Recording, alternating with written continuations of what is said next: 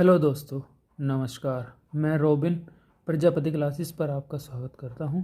उम्मीद करता हूं आप सभी अच्छे होंगे और अपने एग्ज़ाम की तैयारी में लगे होंगे, पढ़ रहे होंगे।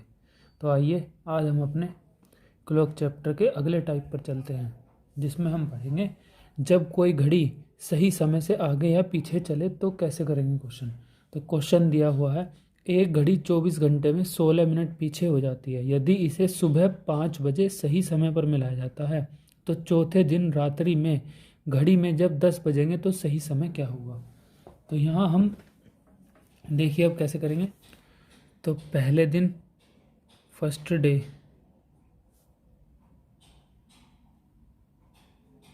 5 AM, फिर सेकंड डे 5 AM,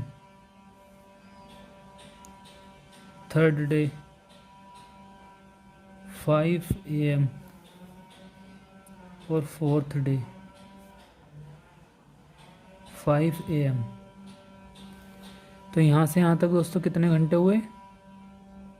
24 घंटे। फिर यहाँ से यहाँ तक 24 घंटे और फिर यहाँ से यहाँ तक 24 घंटे। तो उसने कहा है चौथे दिन रात्रि में घड़ी में जब 10 बजेंगे, तो रात्रि के लिए हम यहाँ से क्या देखेंगे? रात के 10 बजे। तो यहाँ तक कितने घंटे हो गए? सुबह के 5 से शाम के 5 तक 12 और 5 बजे से 10 बजे तक 5 घंटे और। तो टोटल कितने घंटे हो गए? 17 घंटे। तो हमारे पास टोटल टाइम कितना आ गया यहाँ से? 24 24 24 24 थे 72 और प्लस 17 इक्वल टू 89 आवर। तो पहले हम आपको इसका बेसिक बता देते हैं। बेसिक ये है कि गलत समय क्या होगा? 16 मिनट पीछे हो रही है घड़ी, तो गलत समय कितना होगा? 23:44। और ये किसके बराबर होगा? 24 घंटे के। तो यहाँ से हमारा कितना समय आ जाएगा? ये 23 सही 44/60 और ये हो जाएगा 4 एकम 4 4 11 और ये 15। 23 सही 11/15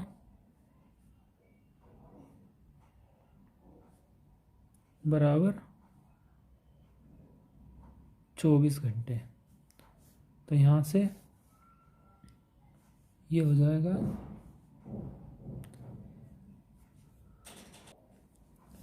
15 तिया 45, 15 दूनी 30 और 4 34, 345 और प्लस 11 बराबर 24 × 15।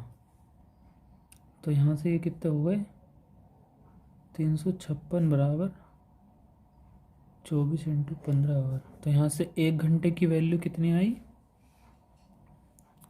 1 घंटे की वैल्यू आ गई 24 × 15/356। तो हमारी 1 घंटे की वैल्यू आ गई। हमें निकालनी है 89 आवर की।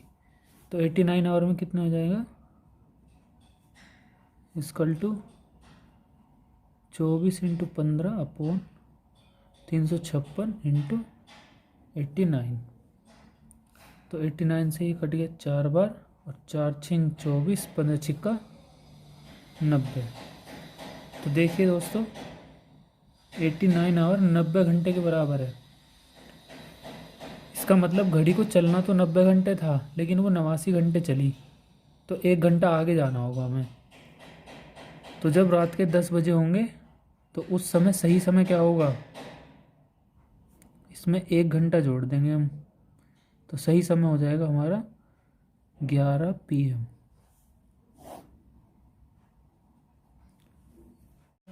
दोस्तों अब इसी सवाल के लिए मैं आपको एक दूसरा तरीका बताता हूँ। जैसे कि हमें कितना समय दिया हुआ है, घड़ी कितने मिनट पीछे हो रही है? 16 मिनट। तो 16 मिनट को हम ऊपर लिखेंगे और नीचे लिखेंगे 16 मिनट घटा के 24 घंटे में से 16 मिनट घटाएंगे तो कितना आ जाएगा? ये आ जाएगा 23 घंटे 44 मिनट। और टोटल घंटे हमारे कितने आए थे? 89। तो ये हो जाएगा 16/23 घंटे 44 आ जाएगा आपका 356/15 इंटू 89 इक्वल टू 16 गुना 15/356 इंटू 89। तो ये 4 बार कटा और 4 चौक 16, 15 चौका 60। यह आया हमारा 60 मिनट। तो जब घड़ी किसी समय से पीछे हो रही हो तो जो आंसर आएगा उसे हम जोड़ेंगे, और जब घड़ी आगे हो रही हो तो उसे हम घटाएंगे। तो 60 मिनट अब हम जोड़ेंगे क्योंकि घड़ी 16 मिनट पीछे हो रही थी। तो किस समय पूछा था? 10 बजे। तो 10 बजे में हम 60 मिनट जोड़ेंगे, इसका मतलब कितना जोड़ेंगे? 1 घंटा। तो 10 में 1 घंटा जोड़ेंगे, कितना हो जाएगा? 11 बजे। मैं आपको दूसरा सवाल कराता हूँ इसका। देखिए दोस्तों, दूसरा सवाल ये है, एक घड़ी 24 घंटे में 10 मिनट आगे बढ़ जाती है। यदि घड़ी में सुबह 8 बजे सही समय मिलाया जाता है तो दूसरे दिन घड़ी में जब दोपहर के 1 बजे होंगे तो सही समय क्या होगा? तो दोस्तों घड़ी कितना आगे हो रही है? 10 मिनट आगे बढ़ रही है घड़ी। ठीक है, तो 10 मिनट घटा देंगे तो कितना आ जाएगा हमारा? ये 10 मिनट आगे बढ़ रही है तो 24 घंटे 10 मिनट हो जाएगा। तो इसे हम सॉल्व करेंगे तो 24 और इसे घंटे में बदलेंगे तो कितना हो जाएगा? 24 × 144 और 145/6। और समय टोटल कितना टाइम हो जाएगा? सुबह 8 बजे से, यानी कि पहले दिन सुबह 8 बजे, और दूसरे दिन पूछा है तो दूसरे दिन सुबह 8 बजे, और फिर दूसरे दिन के दोपहर 1 बजे तक पूछा है। तो 1 बजे तक कितना टाइम हो जाएगा? 8 बजे से 8 और 4 12 और 1 5 घंटे और हो जाएंगे। और ये कितने हो गए? 24 घंटे। तो टोटल टाइम कितना आया? 29 घंटे। तो हमें सूत्र क्या लगाना है? ऊपर रखेंगे टाइम को 10 मिनट आगे या पीछे, जो भी समय आगे या पीछे हो रही हो घड़ी उसे हम ऊपर रखेंगे। नीचे रखेंगे जो टाइम बना 10 मिनट जोड़ने के बाद 145/6 और इंटू टोटल टाइम कितना हो गया? 29 घंटे। तो ये हो जाएगा 10 गुना 6, ये ऊपर चला जाएगा ना, तो ये हो गया 145 इंटू 29। तो 29 पंजे 145 और 5 दूनी 10, 2 छिक्का कितना आ गया? 12 मिनट। तो अब क्या हो रहा था? अब हमारी घड़ी 10 मिनट आगे जा रही थी, तो जब घड़ी आगे होगी तो उत्तर जो आएगा हम घटाएंगे। तो 1 बजे पूछा है उसने, तो 1 बजे में से 12 मिनट घटाएंगे तो कितना समय आएगा? 1 बजे माइनस 12 मिनट, तो समय आ जाएगा 12:48 PM। ठीक है दोस्तों, इसी तरह का अगला प्रश्न देखिए। एक घड़ी 24 घंटे में 16 मिनट तेज हो जाती है। यदि इसे सुबह 7 बजे सही समय पर मिलाया जाता है तो 5वें दिन जब सुबह के 2 बजे होंगे तो सही समय क्या होगा? तो कितने मिनट तेज हो रही है? 16 मिनट। तो टोटल टाइम कितना हो जाएगा? फर्स्ट डे सुबह 7 बजे, 5वें दिन पूछा है तो second day, third day, fourth day और 5th डे। सुबह 7 बजे है 7 AM 7 AM 7 AM 7 AM, और 5वें दिन सुबह के 2 बजे। यहाँ पे कितने बजे? 2 बजे। तो यहाँ से यहाँ तक कितने हो गए? 24 घंटे। फिर यहाँ से यहाँ तक 24 घंटे, यहाँ से यहाँ तक 24 घंटे, और यहाँ से यहाँ तक पूरे 24 घंटे नहीं हुए क्योंकि 7 बजने में 5 घंटे बाकी हैं, तो 24 में से 5 गए, 19 घंटे यहाँ तक हो गए। तो टोटल टाइम कितना हो गया हमारा? 24 × 72 72 9 81 और 10 91 घंटे हो गए टोटल। तो अब हमें क्या करना है, 16 मिनट तेज हो रही है तो 16 बटे, और 16 मिनट तेज हो रही है तो 24 मिनट, 24 घंटे 16 मिनट हो जाएगा, और इंटू 91। तो ये 24 घंटे 16 मिनट को सोल्व करेंगे हम। 16 बटे 60, 4 चौक 16, ये 15 आ गया, 15 चौका 60, 15 दूनी 30 और 6 36, प्लस 4 बटे 15, तो ये आ गया 364 बटे 15। तो 16 बटे, इसको रखेंगे हम 364 और 15 ऊपर चला जाएगा, इंटू 91। तो ये देखिए 4 बार कट रहा है, 91 चौका और 4 चौक 16, 15 चौका 60 मिनट आ गया। अब घड़ी तेज हो रही थी तो हम घटाएंगे अब। तो सुबह के 2 बजे पूछा था, तो सुबह के 2 बजे 60 मिनट मतलब 1 घंटा, तो 1 घंटा घटाएंगे, कितना आंसर आ जाएगा, 1 AM, सुबह के 1 बजे सही समय होगा। दोस्तों अब अगला टाइप है हमारा दर्पण प्रतिबिंब, घड़ी का दर्पण प्रतिबिंब। तो इसमें नोट करके लिख लिए, प्रश्न में समय घड़ी का दिया हो और दर्पण का समय पूछा हो, या दर्पण का समय दिया हो और घड़ी का समय पूछा हो, तो दोनों ही केस में दिए गए समय को 23 घंटे 60 मिनट में से घटाएंगे। जैसे क्वेश्चन है, यदि किसी घड़ी में समय 4:15 हो तो दर्पण प्रतिबिंब में समय क्या होगा। तो क्या बताया हमने, 23 60 में से घटाएंगे 4:15 को, तो ये कितना आया 5 और 4 45, और ये कितना आया 19। तो 19:45 का मतलब क्या है, 19 बजे कितने बजते हैं 7, तो ये हो गया 7:45। इसका मतलब घड़ी का समय कितना है 4:15, और दर्पण में क्या होगा 7:45। इसी तरह से हमें जैसे कोई भी समय दिया हो, सपोज घड़ी का समय दिया है 5:17 और दर्पण का पूछा है हमसे, तो क्या करेंगे 23 60 में से 5:17 घटाएंगे हम, तो 10 में से 7 गए 3, और 5 में से 1 गया 4, और 23 में से 5 गए 18। तो 18 कितने बजे बजते हैं दोस्तों, 18 बजते हैं 6 बजे। तो 6:43 इसका दर्पण का टाइम होगा।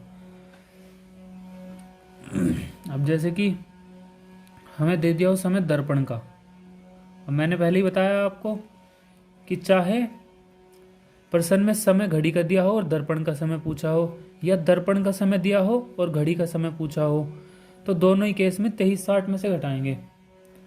तो अब मैं बता रहा था, दर्पण का समय दिया सपोज हमें 2 घंटे 43 मिनट, यानी कि 2:43 दर्पण में दिखाई दे रहा है, तो घड़ी में क्या समय होगा, तो घड़ी में समय क्या होगा 23 60 में से घटा देंगे इसको, 2:43, 10 में से 3 गए 7, 5 में से 4 गया 1, और 23 में से 2 गए 21, तो कितना हो गया 21 कितने बजे बजते हैं 9 बजे। तो सही समय क्या होगा, घड़ी में समय होगा 9:17।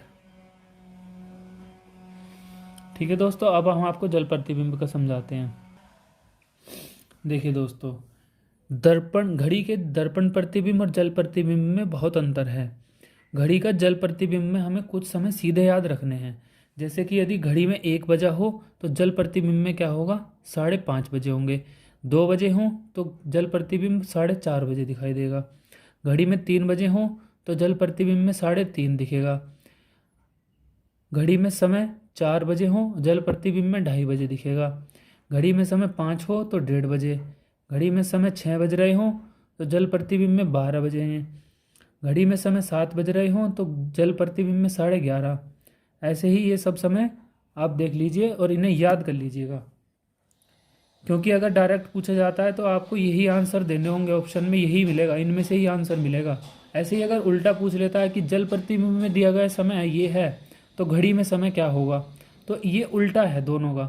अगर घड़ी में समय दिया हो तो जल प्रतिबिंब में ये समय होगा, और जल प्रतिबिंब में समय दिया हो तो घड़ी में समय ये होगा।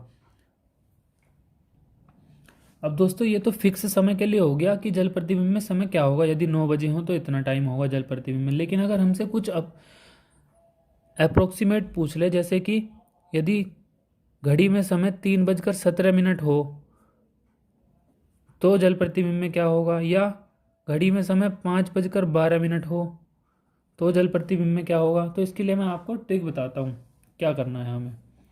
तो इसके लिए आपको हमारी 4 ट्रिक याद रखनी होंगी। पहले में है 5:30। इसको समझिएगा दोस्तों, यदि समय दिया हो आपको 5:30 से कम, इसका मतलब 5:30 से कम 4:30 दिया हो, या 4:25 दिया हो, या 2:25 दिया हो, कुछ भी समय दिया हो 5:30 से कम 5:29 तक। अगर 5:29 तक का समय पूछा है तो हम 5:30 में से घटाएंगे। ऐसे ही 5:30 के बाद 5:59 तक, जैसे कि यहाँ पे तो जो है 5:29 है तो 4:29 तक, 3:29 तक, 2:29 तक इसमें से घटाएंगे। और उसके बाद जैसे कि 3:40, तो 3 तो इधर है लेकिन 40 तो 30 मिनट से ऊपर हो गया है, तो यहाँ पे 90 दिया हुआ है। हमें ये देखना होगा कि जैसे 3:40 दिया हुआ है तो हमें 40 मिनट इसमें से घटाने होंगे और 3 इधर से घटेगा। मैं अभी आपको ये समझा रहा हूँ, फिर आपको इसका क्वेश्चन करके बताऊँगा। ऐसे ही 17:30, 5 बजे तक का समय तो हमें 5:90 में से घटाना है, और इसके बाद का समय हमें 17:30 में से घटाना है। जैसे 6:29 से लेकर और 12:29 तक का समय अगर हमें कोई दिया हो तो हमें 17:30 में से घटाना है। यहाँ बात सिर्फ 29 मिनट तक की हो रही है, चाहे फिर वो 7:29 हो या 8:29 हो, वो 17:30 में से ही घटेगा। लेकिन अगर हमें ज़्यादा समय दे दिया हो, जैसे 6:40 दे दिया है, तो हमें फिर इधर आना है, 17:90 में से घटाना है। जैसे कि 6:59 से लेकर 12:59 तक का समय इधर घटाना है हमें। अब मैं आपको एक करके दिखाता हूँ। जैसे कि हमें यहाँ पे दिया है, घड़ी में समय दिया है 2:13, तो जल प्रतिबिंब में क्या होगा इसका, जल प्रतिबिंब क्या होगा, तो 5:30 में से घटाएंगे 2:13, तो 10 में से 3 गए 7, 2 में से 1 गया 1, और 5 में से 2 गए 3। तो दोस्तों आप करके देखिएगा, मतलब घड़ी लेकर अपने हाथ में देखिएगा तो आप देखेंगे 2:13 का जल प्रतिबिंब, यानी कि घड़ी को उल्टी करने के बाद 3:17 दिखाई देंगे आपको। ऐसे ही अब इसका दूसरा मैं दिखाता हूँ आपको। जैसे कि हमें ये तो 2:13 था, 13 मिनट 30 से कम थी, तो अब 2:40 ले लेते हैं। तो 2:40, 40 मिनट ज़्यादा हो गई, तो अब 5:90 में से घटाएंगे 2:40, तो 90 में से 40 गए 50, और 5 में से 2 गए 3, तो जल प्रतिबिंब में क्या होगा आंसर, 3:50 होगा। अब मैं आगे के क्वेश्चन बताता हूँ, इन सब की आपको मैं क्वेश्चन कराऊंगा बहुत सारे, आपको अच्छी तरह प्रैक्टिस कराऊंगा, जल प्रतिबिंब का आपका एक भी क्वेश्चन गलत नहीं होगा। आगे के क्वेश्चन मैं आपको कराऊंगा। आज के लिए यहीं तक रखते हैं दोस्तों। नमस्कार दोस्तों। अगर आपको हमारा ये वीडियो अच्छा लगा हो तो हमारा चैनल सब्सक्राइब कीजिए और लाइक कीजिए और शेयर कीजिए, और पढ़ाई करिए अच्छे से।